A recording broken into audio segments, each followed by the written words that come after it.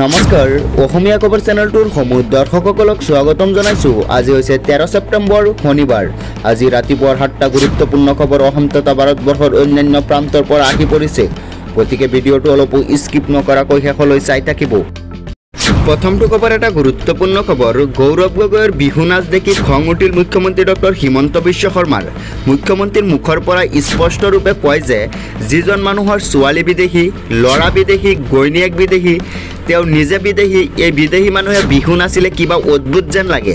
আজি এইটো সময়ত যদি মুখ্যমন্ত্ৰী ডক্টৰ হিমন্ত বিশ্ব শৰ্মাই কংগ্ৰেছত থাকিলহেঁতেন, ধাক্কা মাৰি ষ্টেজৰ পৰা নমাই দিলেহেঁতেন। কংগ্ৰেছৰ সভাপতি গৌৰৱ গগৈৰ তিনিওজনেই বিদেশী, এনেদৰে বিহু নাচি অসমৰ মানুহক বুৰ্বক সাজিব খুজিছে নেকি গৌৰৱ গগৈয়ে?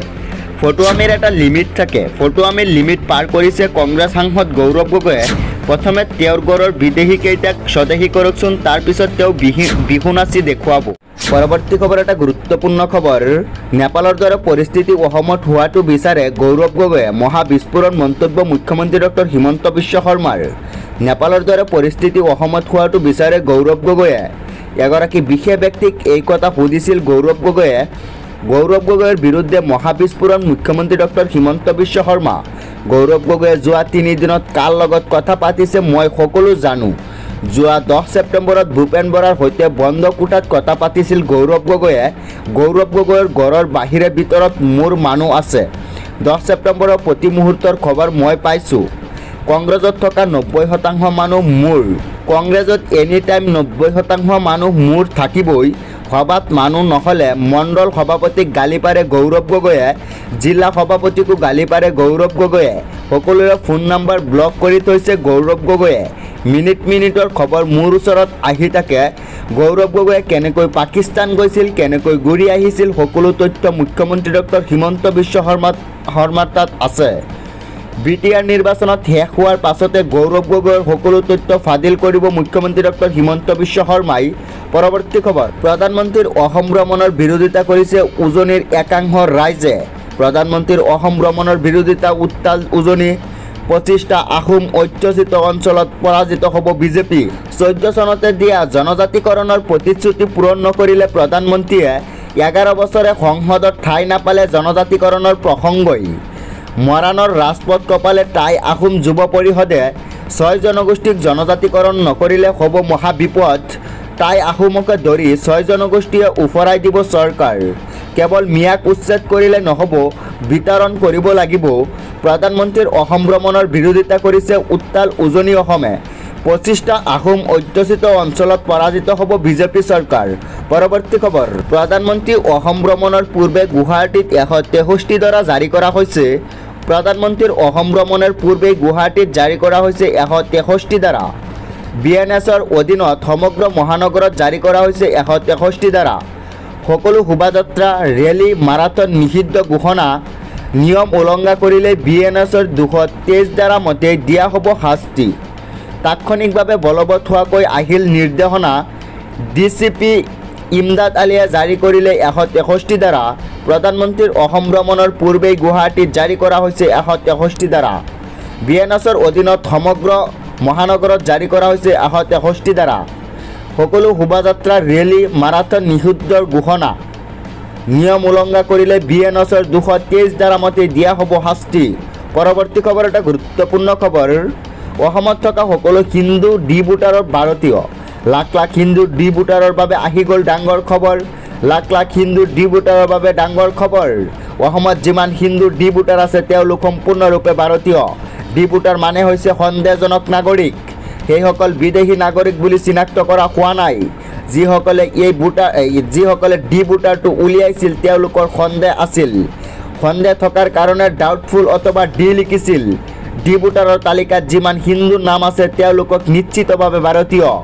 2014 চনৰ 31 মাৰ্চৰ আগতে অহা যিমান হিন্দু আছে সেইসকলক কাৰ অধীনত ভাৰতীয়। এতিয়া যদি হিন্দু ডি ভোটাৰৰ মাজত পুলিচৰ পৰা নটিচ আহে তেতিয়া সেয়া মোকাবিলা কৰিব মন্ত্ৰী ৰঞ্জিত দাসে। লাখ লাখ হিন্দু ডি ভোটাৰৰ বাবে আহি গ'ল ডাঙৰ খবৰ। অসমত যিমান হিন্দু ডি ভোটাৰ আছে তেওঁলোক সম্পূৰ্ণৰূপে ভাৰতীয়। পৰৱৰ্তী খবৰ। উৎফুল্লিত প্ৰধানমন্ত্ৰী নৰেন্দ্ৰ মোদী অসম ভ্ৰমণৰ পাকখনত টুইটযোগে কৰিলে ডাঙৰ ঘোষণা। কাইলৈ অসমলৈ আহিব প্ৰধানমন্ত্ৰী নৰেন্দ্ৰ মোদী। অসম ভ্ৰমণৰ পাকখনৰ ডাঙৰ গহনা প্ৰধানমন্ত্ৰীগৰাকীৰ। ভাৰতৰত্ন ভূপেন হাজৰিকাৰ জন্ম শতবাৰ্ষিকী অনুষ্ঠানত অংশ ল'ব প্ৰধানমন্ত্ৰীগৰাকীয়ে। ভূপেন হাজৰিকাৰ সংগীত সাহিত্যিক চিৰযুগমীয়া কৰি ৰখাৰ বৃহৎ প্ৰয়াস। ভূপেন হাজৰিকাৰ সৃষ্টিয়ে যুগ যুগান্তৰলৈ স্বাক্ষৰ বহন কৰি যাব। এক্স হেণ্ডলত প্ৰধানমন্ত্ৰীয়ে জনালে এই কথা। প্ৰধানমন্ত্ৰীক আদৰিবলৈ সাজু হৈছে ৰাজ্যবাসী। মংগলদৈত প্ৰধানমন্ত্ৰী ভ্ৰমণৰ বাবে সম্পূৰ্ণ হৈছে প্ৰস্তুতি। পৰৱৰ্তী খবৰ, এন্দুৰ নিগনিৰ দৰে চাউল কাটিলে হ'ব মহাবিপদ। সকলোৱে পাব লাগিব 5 কেজি চাউল। ৰেচন কাৰ্ডৰ চাউল এন্দুৰ নিগনিৰ দৰে কোনেও কাটিব নোৱাৰিব। সকলোৱে পাব লাগিব 5 কেজি চাউল। হিতাধিকাৰীৰ নামত অহা একাংশই এন্দুৰ নিগনিৰ দৰে কাটি ৰাখে চাউল। চৰকাৰে হিতাধিকাৰীৰ নামত চাউল দিয়ে, এন্দুৰ নিগনিয়ে কাটি লৈ গুচি যায়। ৰেচন কাৰ্ডৰ চাউল কাটি ৰখাসকলক মুখ্যমন্ত্ৰীৰ কঠোৰ সকিয়নি। BCDC সকলোকে সাৱধান কৰি দিলে মুখ্যমন্ত্ৰীগৰাকীয়ে। BTRত বিজেপি চৰকাৰ আহিলে গাঁতত সোমাব লাগিব BCDC সকল। দৰিদ্ৰতাৰ নামত অহা আঁচনিৰ ধন খাই একাংশ BCDCয়ে প্ৰধানমন্ত্ৰীয়ে দিয়া গড়ৰ নামত 10,000 টকা ঘোচ দিব লাগে BCDCক। অৰুণোদয় ফৰ্মখনৰ নামতো BCDCক দিব লাগে 500 টকা। কোকৰাঝাৰত নিৰ্বাচনী প্ৰচাৰ সভাত গজৰি উঠিল মুখ্যমন্ত্ৰী ডক্টৰ হিমন্ত বিশ্ব শৰ্মা। ৰেচন কাৰ্ডৰ চাউল এন্দুৰ নিগনিৰ দৰে কোনেও কাটিব নোৱাৰিব। সকলোকে পাব লাগিব 5 কেজি চাউল। পৰৱৰ্তী খবৰ, 26ত টিকেট নাপাব নেকি ৰকিবুল হুছেইনৰ পুত্ৰ তানজিল হুছেইনে? তানজিলৰ প্ৰাৰ্থিত্বৰ বিৰোধিতা ৰূপহীহাটত গোপন বৈঠক। 26ত টিকট পাবনে ৰকিবুল হুছেইনৰ পুত্ৰ তানজিল হুছেইনে? তানজিলৰ প্ৰাৰ্থিত্বৰ বিৰোধিতা ৰূপহীহাটত গোপন বৈঠক। চামগুৰিত ৰকিবুল হুছেইনৰ পুত্ৰৰ প্ৰত্যাহ্বান জনাবলৈ কংগ্ৰেছ নেতাৰ গোপন বৈঠক। তানজিল হুছেইনৰ বিৰুদ্ধে চামগুৰিত একত্ৰিত হৈছে 1 ডজন প্ৰাৰ্থী। নতুন চামগুৰিত অন্তৰ্ভুক্ত হৈছে পুৰণি ৰূপহীহাটৰ 11টাকৈ পঞ্চায়ত। পুনৰ চামগুৰিত 9টা পঞ্চায়তৰ বিৰুদ্ধে ৰূপহীহাটৰ 11টা পঞ্চায়ত অন্তৰ্ভুক্ত নতুন চামগুৰি সমষ্টিত।